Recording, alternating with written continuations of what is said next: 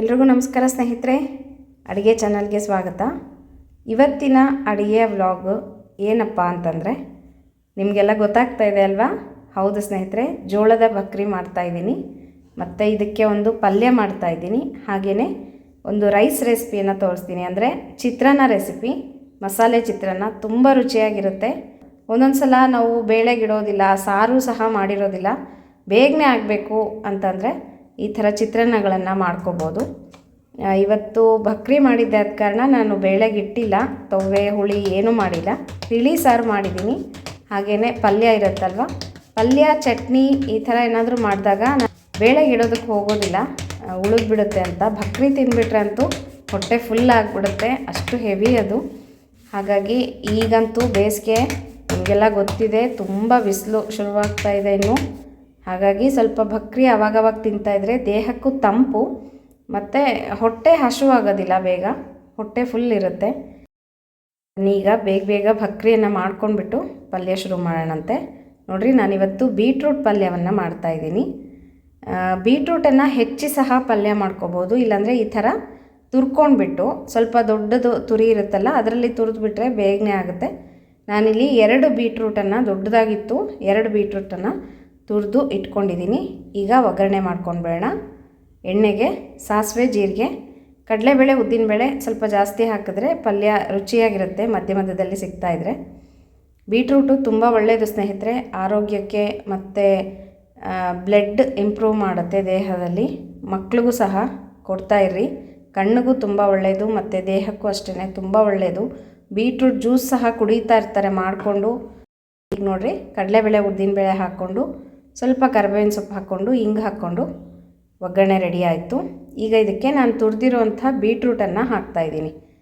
ಸ್ನೇಹಿತರೆ, ಒಬ್ಬರು ಕೇಳಿದರು ನನಗೆ ಕಮೆಂಟ್ ಹಾಕಿಬಿಟ್ಟು, ನೀವು ಈರುಳ್ಳಿ ಬೆಳ್ಳುಳ್ಳಿ ಬಳಸಲ್ವಾ ಅಂತ. ಇಲ್ಲ ಸ್ನೇಹಿತರೆ, ನನ್ನ ವ್ಯೂವರ್ಸ್ಗೆಲ್ಲ ಗೊತ್ತಿರುತ್ತೆ, ಆಧ್ಯಾತ್ಮವಾಣಿ ವ್ಯೂವರ್ಸ್ಗೂ ಸಹ ಗೊತ್ತಿರುತ್ತೆ, ನಾವು ಅದನ್ನು ಬಳಸೋದು ಇಲ್ಲ, ತರೋದು ಇಲ್ಲ ಸ್ನೇಹಿತರೆ. ಹಾಗೆ ನಾನು ಎಲ್ಲ ಅಡುಗೆಯನ್ನು ತೋರಿಸ್ತೀನಿ, ಟ್ರೈ ಮಾಡಿರಿ, ಟೇಸ್ಟ್ ಹೇಗೆ ಬರುತ್ತೆ ಅಂತ ನಿಮಗೂ ಗೊತ್ತಾಗುತ್ತೆ ಆವಾಗ.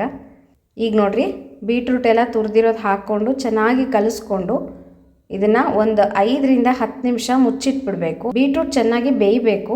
ಬೆಂದ ಮೇಲೆ ಇದನ್ನು ಒಂದು ಸಲ ನೀಟಾಗಿ ಕಲಿಸ್ಕೊಂಡ್ಬಿಟ್ಟು ಇದಕ್ಕೆ ರುಚಿಗೆ ತಕ್ಕಷ್ಟು ಉಪ್ಪನ್ನು ಹಾಕ್ಕೊಳ್ಳೋಣ.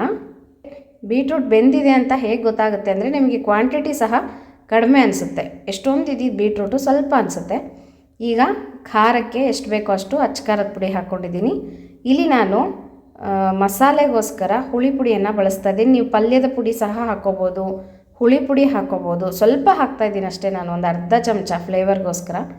ಧನಿಯಾ ಪುಡಿ ಸಹ ಹಾಕ್ಕೋಬೋದು, ಬೇಡ ಅಂತಂದರೆ ಸ್ಕಿಪ್ ಮಾಡ್ಕೋಬೋದು, ಬರೀ ಖಾರ ಉಪ್ಪು ಹಾಕ್ಕೊಂಡ್ರು ಸಹ ಚೆನ್ನಾಗಿರುತ್ತೆ. ಈಗ ಇದಕ್ಕೆ ನಾನು ಹುರ್ಗಡ್ಲೆ ಪುಡಿ, ನಿಮಗೆ ಪ್ರತಿ ಸಲ ಹೇಳ್ತಾ ಇರ್ತೀನಲ್ವ, ನಮ್ಮ ಮನೇಲಿ ರೆಡಿ ಇರುತ್ತೆ, ಯಾವಾಗಲೂ ಸ್ಟಾಕ್ ಇರುತ್ತೆ ಅಂತ. ಹುರ್ಗಡ್ಲೆ ಮತ್ತು ಒಣ ಕೊಬ್ಬರಿ ಹಾಕಿ ಪೌಡರ್ ಮಾಡಿ ಇಟ್ಕೊಂಡಿರ್ತೀನಿ ನಾನು ಡಬ್ಬಿಗೆ ಹಾಕಿ. ನಾನು ಸ್ವಲ್ಪ ಪಲ್ಯಗಳಿಗೆ ಅದನ್ನೇ ಬಳಸ್ತೀನಿ ಸ್ನೇಹಿತರೆ, ತುಂಬ ಚೆನ್ನಾಗಿರುತ್ತೆ. ಹಸಿ ಕಾಯಿ ತುರಿ ಒಂದೊಂದು ಸಲ ಇರೋದಿಲ್ಲ, ಹಾಗಾಗಿ ಈ ಪುಡಿ ಮಾತ್ರ ತುಂಬ ರುಚಿಯಾಗಿರುತ್ತೆ. ಪಲ್ಯ ಸಹ ಬೇಗ ಹಾಳಾಗೋದಿಲ್ಲ. ಕಾಯಿ ತುರಿ ಹಾಕಿದ್ರೆ ನಮಗೆ ಬೇಸಿಗೆಯಲ್ಲಿ ತುಂಬ ಬೇಗನೆ ವಾಸನೆ ಬರುತ್ತೆ, ಅದಕ್ಕೋಸ್ಕರ. ಈಗ ಪಲ್ಯ ರೆಡಿ ಆಯಿತು. ಈಗ ಚಿತ್ರಾನ್ನಕ್ಕಾಗಿ ನಾವು ಮಸಾಲೆಯನ್ನು ರುಬ್ಕೊಳ್ಳೋಣಂತೆ. ನಾನಿಲ್ಲಿ ಪುದೀನ ತೊಗೊಂಡಿದ್ದೀನಿ, ಚೆನ್ನಾಗಿ ತೊಳ್ಕೊಂಡು ಮಿಕ್ಸಿ ಜಾರ್ಗೆ ಪುದೀನ ಹಾಕ್ಕೊತಾ ಇದ್ದೀನಿ. ಇದಕ್ಕೆ ಒಂದು ಸ್ವಲ್ಪ ಕಾಯಿ ತುರಿಯನ್ನು ಹಾಕ್ತಾಯಿದ್ದೀನಿ. ಈ ಚಿತ್ರಾನ್ನ ತುಂಬ ರುಚಿಯಾಗಿರುತ್ತೆ ಸ್ನೇಹಿತರೆ, ಟ್ರೈ ಮಾಡಿರಿ. ಮಸಾಲೆ ಚಿತ್ರಾನ್ನ, ಪುದೀನ ಚಿತ್ರಾನ್ನ ಸಹ ಅನ್ಬೋದು.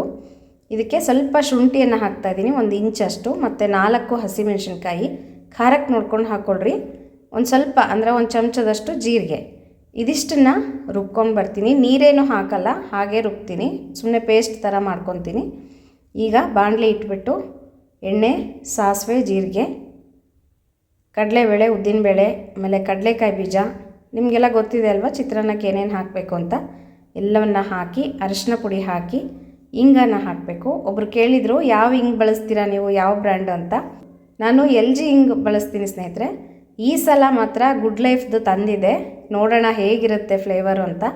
ಚೆನ್ನಾಗಿದೆ, ಪರವಾಗಿಲ್ಲ. ಆದರೆ LG ತುಂಬ ಚೆನ್ನಾಗಿರುತ್ತೆ ಸ್ನೇಹಿತರೆ, ಅದ್ರ ಘಮ ತುಂಬ ಚೆನ್ನಾಗಿರುತ್ತೆ.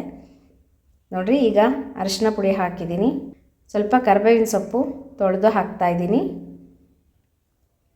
ಇದೊಂದು ಸ್ವಲ್ಪ ಬಾಡಿಸ್ಕೋಬೇಕು.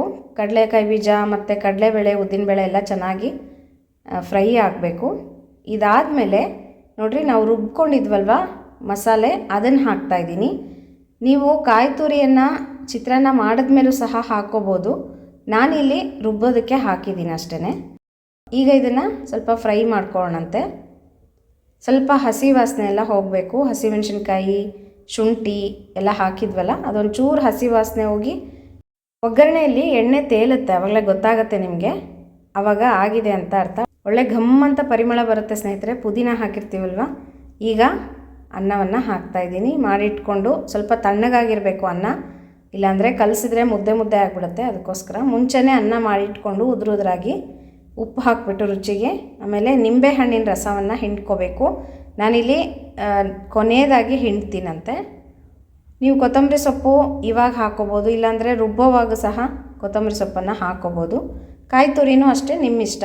ರುಬ್ಬೋದಕ್ಕೆ ಬೇಡ ಅಂತಂದರೆ ರುಬ್ಬೋದಕ್ಕೆ ಹಸಿಮೆಣಸಿನ್ಕಾಯಿ, ಶುಂಠಿ, ಪುದೀನ, ಜೀರಿಗೆ ಇದನ್ನಷ್ಟೇ ರುಬ್ಕೊಂಡ್ಬಿಟ್ಟು ನೀವು ಕಾಯಿ ತುರಿ, ಕೊತ್ತಂಬರಿ ಸೊಪ್ಪನ್ನು ಕೊನೆಯದಾಗಿ ಹಾಕ್ಕೊಂಡ್ರೆ ಅದನ್ನು ತುಂಬ ಚೆನ್ನಾಗಿರುತ್ತೆ. ನಿಂಬೆಹಣ್ಣನ್ನು ಹಿಂಡ್ಕೊಂಬಿಡ್ಬೇಕು.